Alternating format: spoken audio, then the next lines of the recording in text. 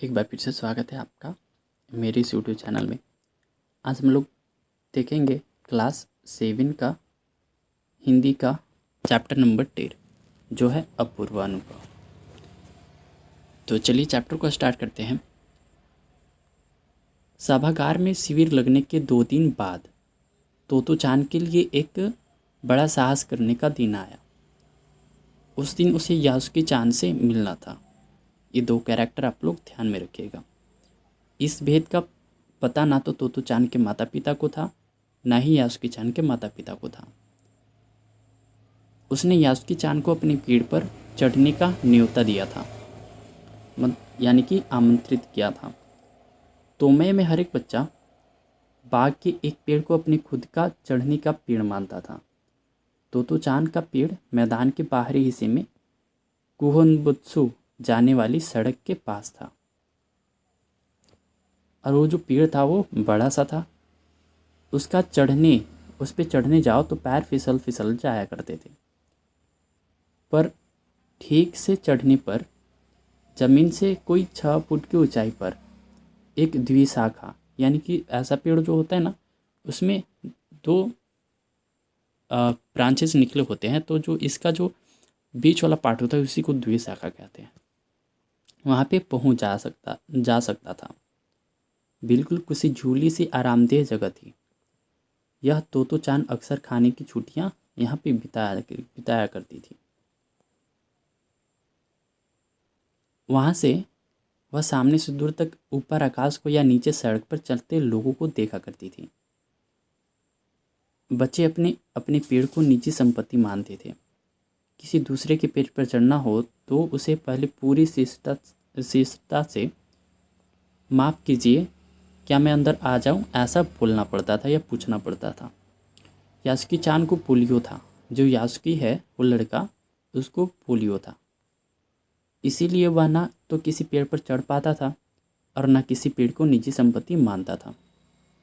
अतः तोतो चान ने उसे अपने पेड़ पर आमंत्रित किया था। जो लड़की है वो तोतो चान को अपने पेड़ पर आमंत्रित किया था। यासुकी चान को तोतो चान ने आमंत्रित किया था अपने पेड़ पर चढ़ने के लिए। पर यह बात उन्होंने किसी से नहीं कही थी, क्योंकि अगर बड़े सुनते तो जरूर डांट लगाते उनको। घर से निकलते समय तोतो चान ने माँ से कहा कि वह यासुकी चान के घर डेनेचोफू जा रही है, एक जगह का नाम है, वहीं पे जा रही है मिलने। चूँकि वह झूठ बोल रही थी, इसीलिए उसने अपनी माँ की आंखों में नहीं देखा। वह अपनी नज़रें जूतों के फीते पर गड़ाए रही। रॉकी उसके पीछे पीछे स्टेशन तक आया। जाने से पहले रॉकी को सच बताए बिना तोतो चान से रहा नहीं गया। उसको सच बता दी कि मैं उससे मिलने जा रही हूँ, मैं यासुकी चान को अपने पेड़ पर चढ़ने देने वाली हूँ, ऐसा उसने बताया। जब तोतो चान स्कूल पहुंची तो रेल के पास उसके गले के आसपास हवा में उड़ रहा था। यासुकी चान उसे मैदान में क्यारियों के पास मिला। गर्मी की छुट्टियां के कारण सब सूना पड़ा हुआ था, यानी कि कोई नहीं था उस बगीचे में। यासुकी चान उससे कुल जमा 1 ही वर्ष बड़ा था, पर तोतो चान को अपने से बहुत बड़ा लगता था। जैसे ही यासुकी चान ने तोतो चान को देखा, वह पैर घसीटता हुआ उसकी तरफ बढ़ा। उसके हाथ अपनी चाल को स्थिर करने के लिए दोनों तरफ फैले हुए थे। तोतो चान उत्तेजित थी, बहुत ही उत्साहित थी। वे दोनों कुछ आज ऐसा करने वाले थे जिसका भेद किसी को भी पता नहीं था। वह उल्लास से ठिठियाकर हंसने लगी। यासुकी चान भी उसे देखकर हंसने लगा। तोतो चान यासुकी चान को अपने पेड़ के पास ले गई और उसके बाद वह तुरंत चौकीदार के छप्पर की ओर भागी। जैसे उसने रात को ही तय कर लिया था कि वो सुबह क्या क्या करने वाली है। वहाँ से वह एक सीढ़ी घसीटती हुई लाई। उसे तने के सहारे ऐसा लगाया जिससे वह द्विशाखा तक पहुँच जाए। वह कुर्सी से ऊपर चढ़ी और सीढ़ियों के किनारे को पकड़ लिया। तब उसने पुकारा, ठीक है, अब चढ़ने की कोशिश करो तोतो चान को। यासुकी चान के हाथ पैर इतने कमज़ोर थे कि वह पहली सीढ़ी पर भी बिना सहारे के चढ़ नहीं पाया। इस पर तोतो चान नीचे उतर आई। और यासुकी चान को पीछे से धक्के आने लगी। पर तोतो चान भी छोटी और नाजुक सी थी, इसे अधिक सहायता नहीं कर पाती। यासुकी चान ने अपना पैर सीढ़ी से हटा लिया और हताश से सिर झुकाकर खड़ा हो गया। तोतो चान को पहली बार लगा कि काम उतना आसान नहीं है जितना वह सोचे बैठी थी। अब क्या करे वह? यासुकी चान उसके पेड़ पर चढ़े यह उसकी इच्छा थी। जो तोतो चान थी वो उसकी ये आंतरिक इच्छा थी कि जो यासुकी चान है वो मेरे पेड़ पर चढ़े। यासुकी चान के मन में भी उत्साह था कि उसके पेड़ पर चढ़े। वह उसके सामने गई। उसका लटका मुंह इतना उदास था कि तोतो चान को उसे हंसाने के लिए गाल फुला फुलाकर तरह तरह के चेहरे बनाने पड़े। फिर देखिए एक युक्ति सूझती है उसके। ठहरो, एक बात सूझी है। वह फिर चौकीदार के छप्पर की ओर दौड़ी और हर एक चीज़ को उलट पुलट कर देखने लगी। अगर आप लोग मेरे इस यूट्यूब चैनल पे पहली बार आए हैं तो चैनल को सब्सक्राइब जरूर कर लें। आगे चलते हैं तो आखिरी उसे एक तिपाई सीढ़ी मिली जिसे थामे रहना भी जरूरी नहीं था, यानी कि 3 पैरों वाला सीढ़ी। ठीक है, मान चलिए सीढ़ी है तो 3 पैरों वाला सीढ़ी जिसको थामे यानी पकड़े रहना नहीं पड़ता है। वो तिपाई सीढ़ी को घसीट कर ले आई तो अपनी शक्ति पर हैरान होने लगी। तिपाई की ऊपरी सीढ़ी द्विशाखा तक पहुंच रही थी। जो 3 पैर वाला जो सीढ़ी लाई थी वो द्विशाखा तक पहुंच रही थी। देखो अब डरना मत, यासुकी चान को बोलती है। यासुकी चान को बोलती है तोतो चान। उसने बड़ी बहन की आवाज़ से कहा, यह डगमगाएगी नहीं। यासुकी चान ने घबराकर तिपाई सीढ़ी और पसीने से तरबतर तोतो चान की ओर देखा। उसे भी काफ़ी पसीना आ रहा था। उसने पेड़ की ओर देखा और तब निश्चय की कि 7 पांव उठाकर पहली सीढ़ी पर रख दिया। उन दोनों को यह बिल्कुल भी पता न चला कि कितना समय यासुकी चान को ऊपर चढ़ने में लगा। सूरज का ताप उन पर पड़ रहा था, पर दोनों का ध्यान जो था यासुकी चान के ऊपर तक पहुंचाने में रमा था। तोतो चान नीचे से उसका एक पैर सीढ़ी पर धरने में मदद कर रही थी। अपने सिर से वह उसके पिछले हिस्से को भी स्थिर करती रहती थी। यासुकी चान पूरी शक्ति के साथ जूझ रहा था और वह आखिर तक वह दोनों ऊपर पहुंच ही गए। हूरे पहुंचकर उन्होंने हूरे की, पर उसे अचानक सारी मेहनत बेकार लगने लगी। तोतो चान तो सीढ़ी पर से छलांग लगाकर द्विशाखा तक पहुंच गई, पर यासुकी चान को सीढ़ी से पेड़ तक लाने की हर कोशिश बेकार रही। यासुकी चान सीढ़ी थामे तोतो चान की ओर ताकने लगा। तोतो चान की रुलाई छूटने को हुई, यानी कि रुआंसी होने लगी। उसने चाहा था कि यासुकी चान को अपने पेड़ पर आमंत्रित कर तमाम नई नई चीज़ें दिखाएंगी, पर वह रोई नहीं। उसे डर था कहीं उसे रोने पर यासुकी चान भी रो ना पड़े।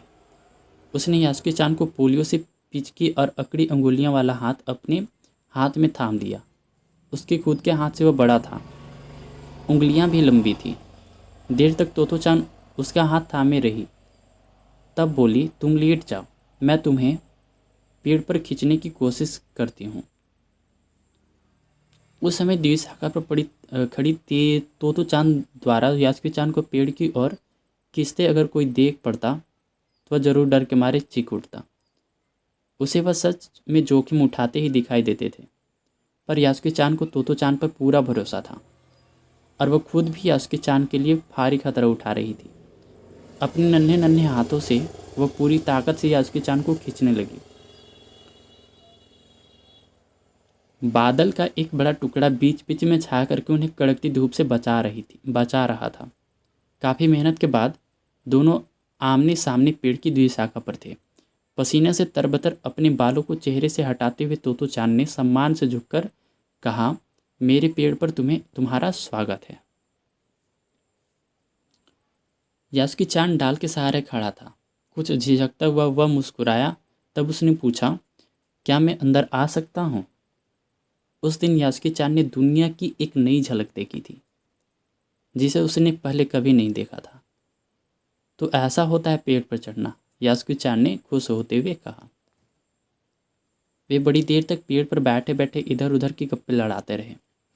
मेरी बहन अमेरिका में है, उसने बताया कि वहाँ एक चीज़ होती है जिसे टेलीविज़न कहा जाता है। यासुकी चान उमंग से भरा बातें बता रहा था।